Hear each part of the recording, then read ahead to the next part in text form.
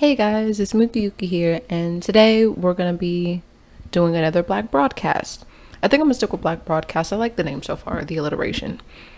This video, we're gonna be talking about the movie HoneyBaby, HoneyBaby, produced and filmed in 1974 and directed by Michael Schultz, an American director, producer who also made Cooley High, Car Wash, and The Last Dragon.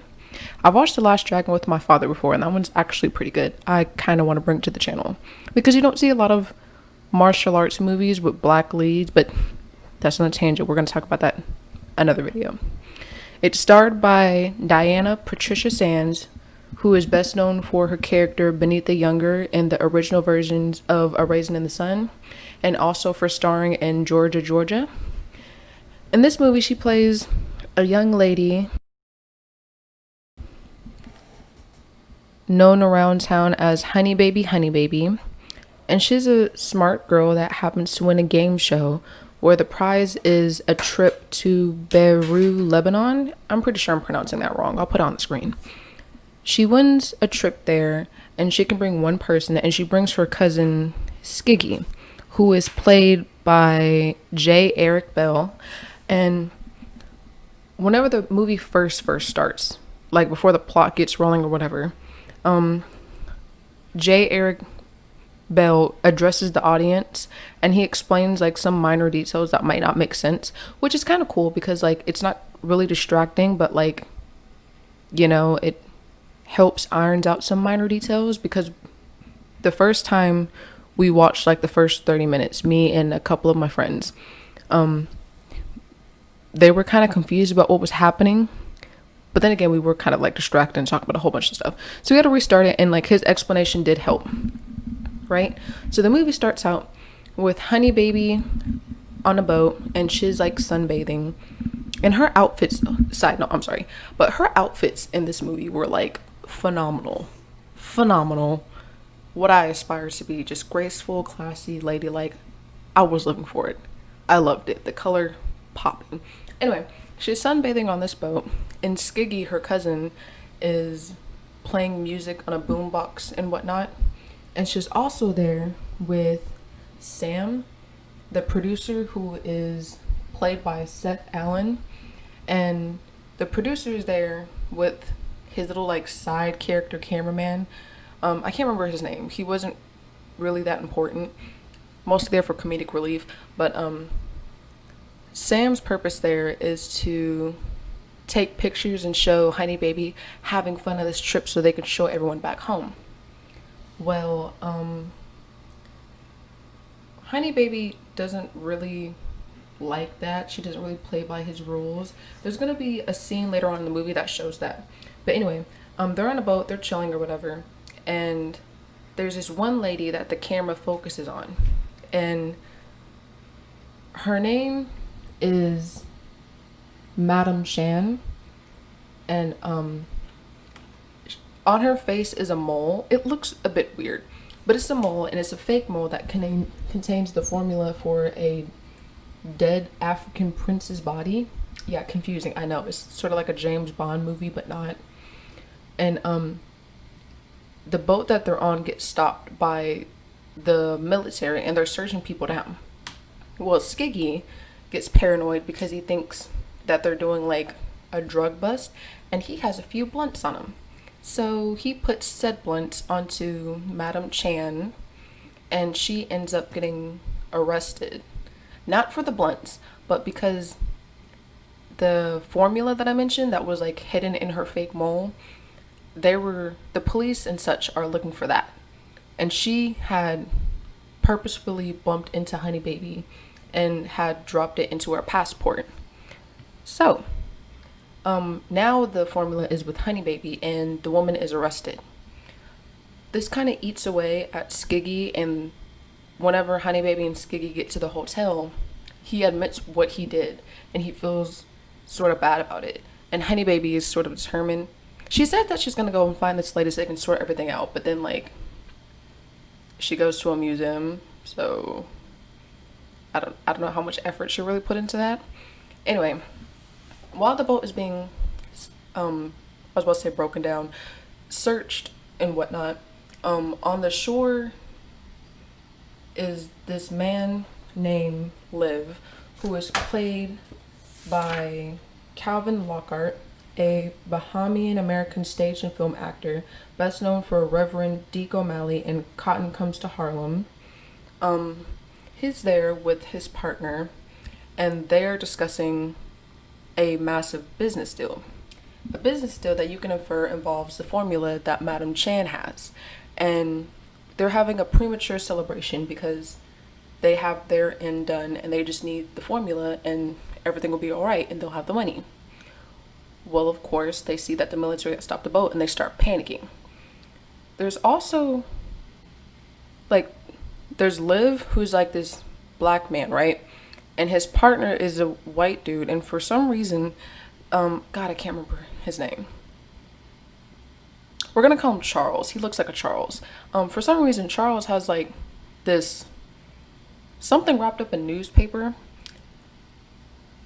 I suspect it might be like a body part, but then like that's kind of gross when you think about it. But like they're trying to get a formula for a dead prince's body, so like where are their boundaries at? Anyway, they start kind of like throwing a fit because they see that the boat has been stopped, and they're kind of like, well, how are we? We're probably gonna get caught. How are we gonna get our money? How are we gonna uphold our deal? And they start doing research and looking more into HoneyBaby, right? So remember how HoneyBaby doesn't really like Sam always taking pictures of her or whatever? She just wants to be her. Well, once they land, they're in this little marketplace and it's packed, as one expects a marketplace to be. And she kind of just like takes Skiggy and ditches Sam and the cameraman and like runs around. And she does this pretty often, which I kind of have to give her props for because Sam was kind of annoying. And there's a part later on where he made some comments or I guess suggestions about posing that irritated me, but hey, whatever. She ends up ditching him, and that's when they get to the hotel bit where Skiggy admits that he had blunts. Flashing sideways to another sort of tangent of the story, we have General Christian Iwani, who's played by Thomas Baptiste. He's getting in a taxi to go and meet up with, I just forgot his name, hold on. With Liv and his partner Charles, so they can talk and discuss about like what happened, because at this point, Liv has suspected that HoneyBaby might have the information without realizing it, but Charles hasn't yet, and he's setting up a meeting to talk with the other party and like try to buy more time until they can figure out what to do, right? So General Wani gets into this car and he's like surrounded on both sides in the back of this car with these men, and one of them is Makuba, who takes his identity. They kill him. Makuba takes his identity and like he parades around the rest of the movie as this important general, right? I guess they just don't have pictures then, or they just never met, which was kind of strange to me because I was like, yeah, they're both black, but they don't really look that much alike. But not gonna dig too much into that. So Makuba meets up with Charles in his house, and Charles is like, yeah, we need more time. He's explaining the situation. Meanwhile, HoneyBaby has went to a museum and she's looking around at the art and such, and Liv decides to take this moment to make his move. The first time I watched this movie by myself, I just assumed that maybe he saw her from the boat and thought like she was attractive and, you know, decided to woo her. Now that I've seen it again, I now know that like he kind of suspects her of being involved and decides this is the best way to approach her. But HoneyBaby wasn't really having it. You know, he makes a comment that had me and my friends laughing about like, you look like my sister, my mother. No. It starts off with, you look like my last girlfriend, my wife, my sister, my mother. And I was just like, it could have just stopped at like girlfriend. That would have been fine. You didn't have to involve family because that's really giving off Sweet Home Alabama vibes. But alrighty then. But what we will talk about next is the following day, HoneyBaby begins to go out and do like her little promotional shoot thing, so that the producer Sam was bothering her about, so they could show everybody back at home how much fun she's having by winning this trip or whatever, right? So she goes out and they're at like these ruins or whatever, and it looks really nice. I know at the beginning of the movie, Skiggy, whenever he was addressing the audience and explaining some background details, he mentioned that they were shooting on site. It didn't really click the first time I watched it, but now that I watched it, like, it was nice. It really helped the movie. It enhanced everything because I feel like if they just made a set, it would have looked nice. But I also feel like it would have taken away from the movie. Like, it would have ruined the immersion. But anyway, it was very nice. She's out here. She's posing. Once again, she has another stunning outfit, looking very nice, looking very classy. And as she's modeling, she goes and she talks to Sam and Skiggy for a bit. And out of nowhere, there's this random guy that comes up to her. And he starts asking about Madame Chang, the Chinese lady that had the fake mole that was really the microchip or something that had formula for how to the formula for that prince's body. He starts asking her about that, but before he can really get any information about it, there's a weird chase scene. Like, this next part is kind of confusing. There's like a weird chase scene or whatever, right? And then Skiggy and HoneyBaby are talking to each other, and they don't really seem like panicked, really, that there's a strange man asking about this woman or whatever. The same woman that HoneyBaby said that she was going to go and help because she felt bad that Skiggy essentially ruined her life. At least that's what they thought because of the blunts or whatever. And then Skiggy has HoneyBaby looking up because there's a overarching thing. They're standing outside in its ruins. There isn't really a roof, but there's a section where there's still like roofing or whatever, and he's having her look up and spin around. And I guess there's supposed to be like an optical illusion that happens. I don't know. I think he just had her spinning around to look silly. And but this shot is really good though because it does help build tension. Because out of nowhere, the man that came to HoneyBaby asking about Madame Chang before just drops down and he's dead. And like, everyone's shocked, and then the scene kind of just ends.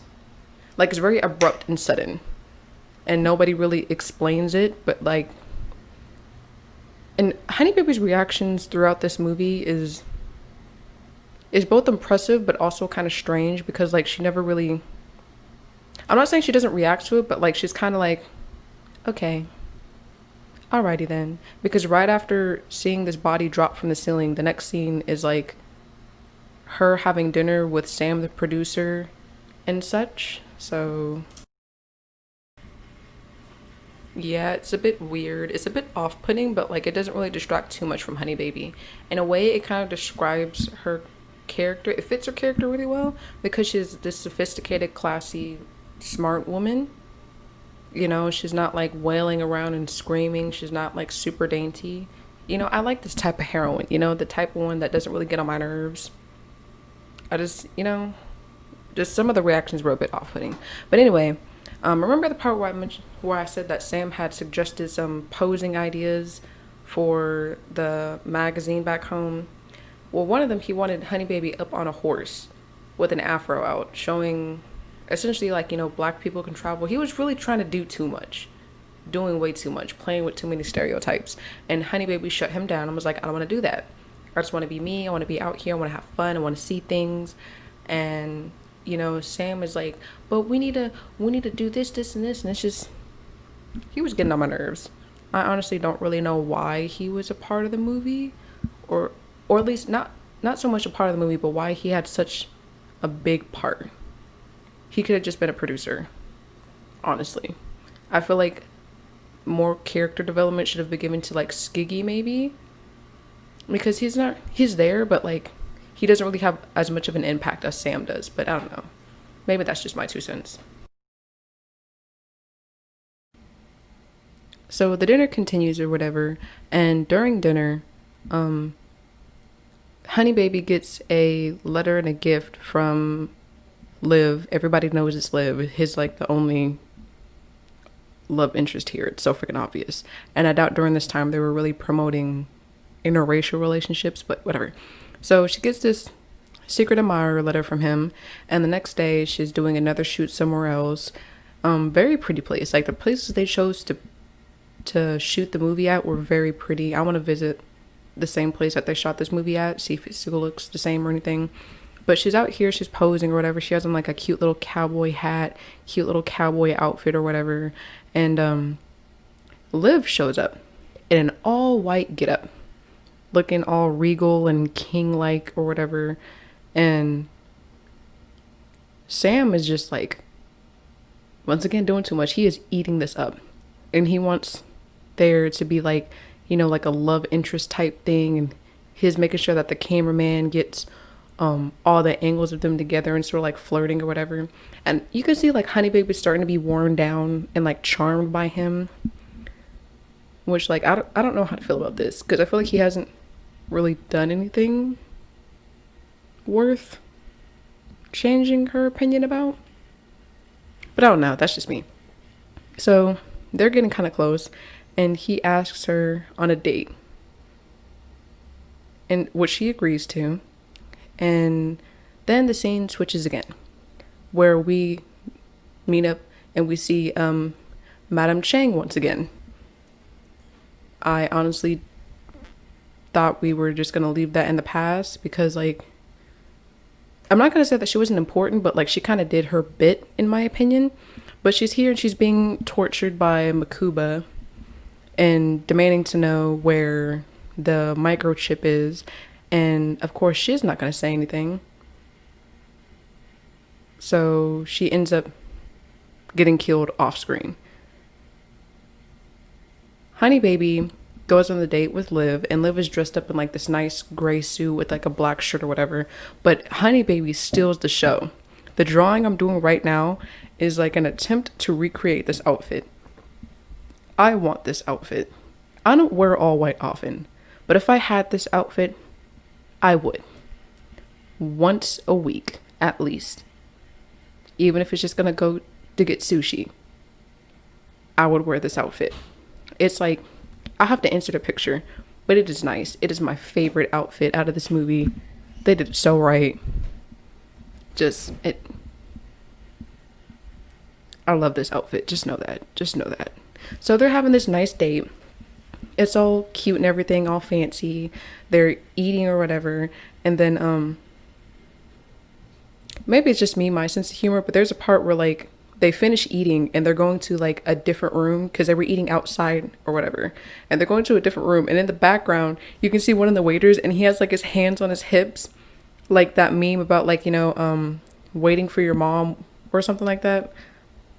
I can't explain memes, well I have to put a picture, but yeah, he's like sitting there in the back, and I don't think they like intended for this to happen, but with his body language it looks like he's rushing them like, come on now. We closed 30 minutes ago, let's go. So he takes her into like this little room, and he's speaking, I think it's French. I want to say it's French. To like a naval officer or something, because he's wearing like a boat outfit, right? And he's speaking French to her, and it's like, you know, oh, you know, here's wine, you know, you're such a good friend, da da da da da. And he slips up and says something, right? Which HoneyBaby catches, because little does he know, Miss HoneyBaby doesn't just know English, she's fluent in other languages as well, because she's a smart, classy woman, which I'm trying to be. Give me like a few years. I'm trying to learn 5 languages by the time I'm 25 or 6. I can't remember. I keep changing it. Back to the movie. So HoneyBaby, of course, gets offended by this, because like it kind of comes to light that Liv wasn't being honest about his intentions when he took her out on a date. So she like walks outside, and he admits that he was wrong and that he wants to get to know her, and he wants to take her for a drive. Well, HoneyBaby doesn't really like surprises, so she doesn't know where he's taking her, and they get into this high-speed car chase while going on a drive, and it's pretty wild. There's like shooting happening, someone falls off a car, HoneyBaby is like At least she's not screaming. That's all I can say about this. Okay, at least she's not like screaming or whatever. Liv is just like shooting back. There's a part where HoneyBaby gets a gun and she like helps out and starts shooting. I don't know if she ever hits anybody. They never really show her, I guess, victims or whatever. But oh my god, there's this one guy on there, and it shouldn't be this funny, but he dead ass looks like Dr. Phil. Like dude, like oh my god, like Liv is shooting at him, and you know they're doing that thing in the movies where like even though like I'm shooting at you a bunch of times and you don't really move, you're still not getting hit type thing. It's getting very intense, right? And like it's like shots cutting from like HoneyBaby hiding behind a wall and like you know occasionally shooting sometimes, and then you have Liv and like that cool like around the corner gun pose, and then this dude comes up and he has like the weird like round bald spot on the top of his head with the weird Caesar sideburns, and I think it's the shades and the mustache that sells it, and he's wearing a business suit. It kills me. Like me and my friends, we were watching this, one of them pointed it out, and it just took the tension away. I could not stop laughing. I think it was the same friend that mentioned that Diana Sands looks like an older version of Doja Cat. And you know what? Now that she said that I can't unsee it. But I'm not mad about it. Diana Sands is very, very pretty. Unfortunately, this was her last film. But we will review her other ones. So after the little police chase scene or whatever, HoneyBaby and Liv go to like this tomb.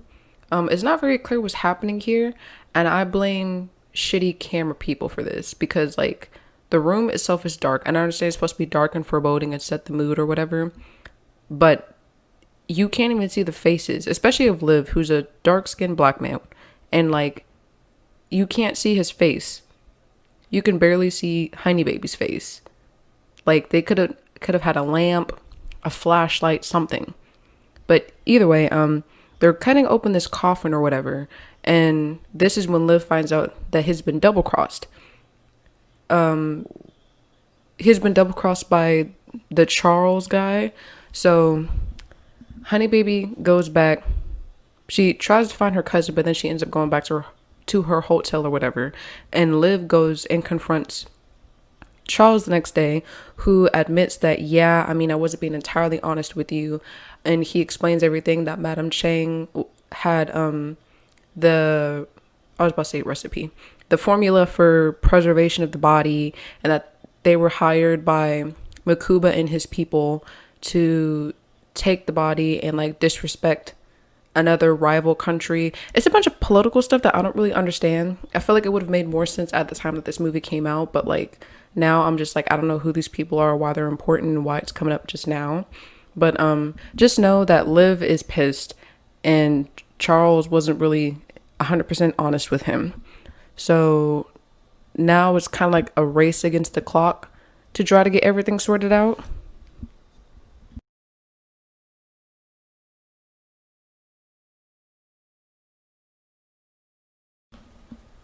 Now, during this time, HoneyBaby is shooting for, I guess, the next part of the competition because there's stages of it. And she's answering some, trivia questions inside this rail cart thing. I think that's what it's called. It's like on a wire and it lifts you up over like mountains and such. I don't think we have any in America outside of like skiing areas. I would like to ride one. It seems fun. But anyway, she's on one of those things, and like her producer Sam was like asking her questions. It's like a live TV thing. And there's clips of her family back home like watching, and they're proud of her, as they should be. And unfortunately, Makuba and one of his goons decide to start messing around with the wiring and stuff like that. So like she's halfway up a mountain-ish. So whenever they like release the brakes, the cart comes like hurtling down at high speed or whatever. And like, Jesus Christ. Can you imagine how terrifying that would be? And I also wonder if this is like a real thing, or was it like a stunt double? Was it like green screen or something? Because it kind of looks real, but it also seems like really, really dangerous and something that like you wouldn't want to risk. Like, was it in slow motion? They just sped it up? I don't know.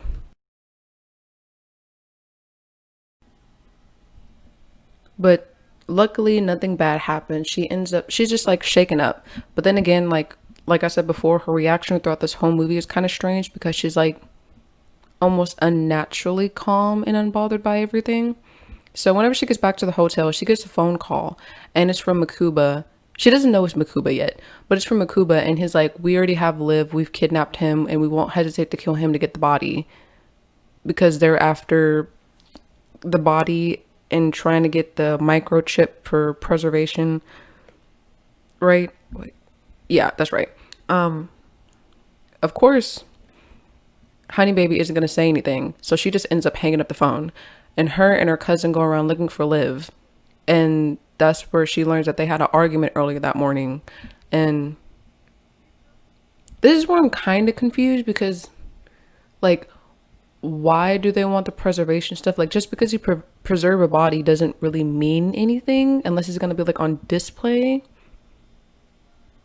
I don't know. It's just like the motives for the bad guys in the movie were kind of confusing. Like, even watching it a second time, I was still kind of confused. It didn't really take away from the movie because it was still a good movie. An interesting thing to watch, great outfits, beautiful set, nice interaction, but like, this was one of the weaker parts of the story. Or maybe I just have a really bad attention span or suck at details, but still.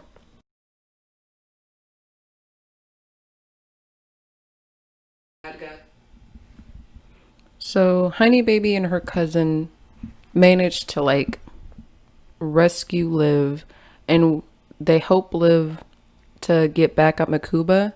So they're sneaking into a building, they're throwing bread at the dogs or whatever to distract them, and HoneyBaby comes up with the idea that maybe they could frame it and make it look like Makuba moved the body himself to disrespect a country or something, and that'll turn his own people against him. And Liv is like, well, will you be the bait? And she ends up being bait. Kind of thought that was a bit disrespectful. Reminded me a lot of Daphne from the Scooby-Doo squad, because essentially, like, I feel like Daphne could have had a lot more potential, but she was always the bait. I don't know how she put up with it. I wonder if they ever, I don't think they ever told her beforehand, did they? Sorry, side note.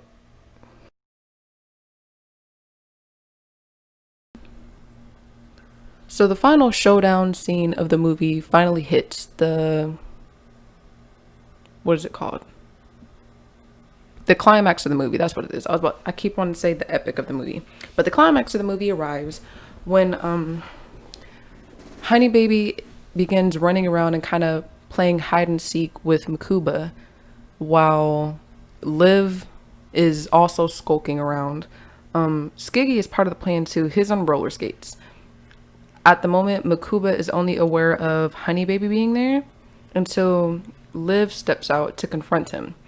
As of right now, HoneyBaby doesn't have a weapon. That's the reason why she keeps running and hiding. Liv has a weapon. He has a gun, and so does Makuba. I think some of Makuba's goons are there as well. Either way, Makuba demands to know where the body is and wants the microdot that has the formula for preservation.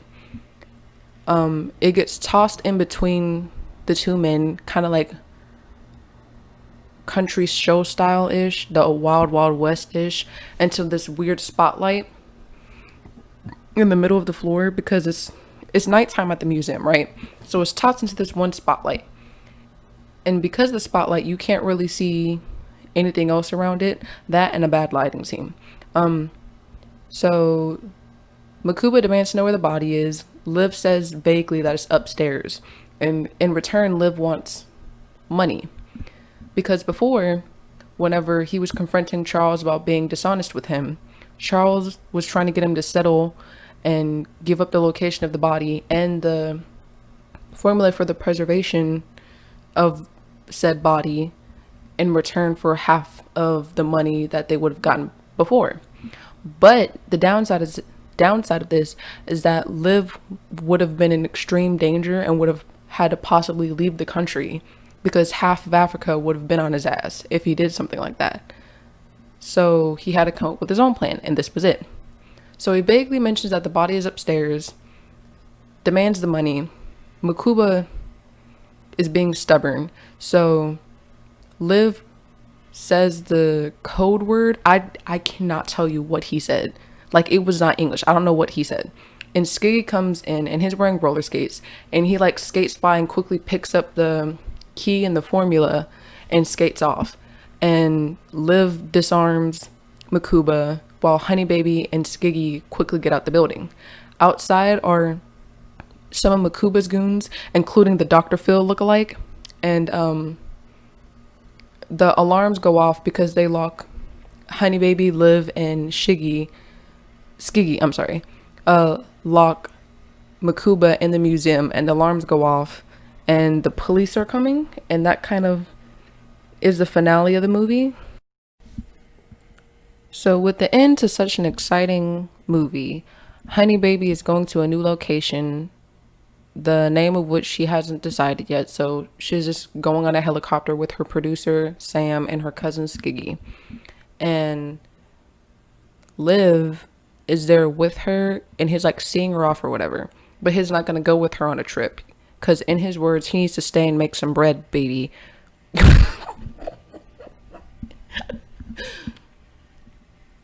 I love this energy. Yeah, he has to stay and make some money. But right as she's about to leave, HoneyBaby drops one of her suitcases, and Liv helps her picks it up. Blah. Helps her to pick it up. There we go. Helps her to pick it up. But as he's doing so, he hands her her passport, and the way she holds it, it's open a little bit, and you can see that the micro dot with the formula of body preservation is still on it, and the camera zooms in on it before the ending of the movie, and you're kind of like, oh my gosh, like now she still has like this top secret information. I don't really know what to make of it. Well, that's a lie. Yes, I do, because like now nobody has it, but Liv also, I mean, sorry, not Liv, HoneyBaby also is sort of in danger without realizing it, because she still has such powerful information that a lot of people want. But it's also kind of a smart move, because I feel like a lot of enemies of Liv would expect him to have it or have it in a safe spot. So if he doesn't know where she's going and she doesn't know that she has it, then like it might be all right. I don't know. In a way, it kind of reminds me of how, you know, those movies where like the way it ends, it like strongly alludes to a sequel or something like that, or some like something of vast importance or a deeper meaning, but then like nothing comes of it. That's what this reminded me of, because it had a somewhat satisfying ending, even though the motives were a bit muddy at times. But overall, it was a good movie. I give it a solid 8.5 out of 10. Very entertaining, nice music. The audio quality was all right. The outfits, though, were spot on. Okay, Miss Diana Sands, whoever did her freaking wardrobe, deserves an award, especially for that white dress, because that was amazing. I was in awe. But yeah, that brings us to the conclusion of yet another Black broadcast. I promise you, the next one you guys are going to see is going to be a bit controversial with more racial tension. But it is a movie that I feel that I've wanted to see for a while, to see what happens in it. You know, what's so wrong with it. Well, I know what's wrong with it, but like I want to see it for myself, so that whenever arguments come up later, I'll actually know what I'm talking about. But anyway, it'll be here either later today or tomorrow. Be cool, be smart, be safe, wear a mask, be compassionate. You've got this. We've got this. Thank you for your patience. This is Mookie Yuki out. Bye bye.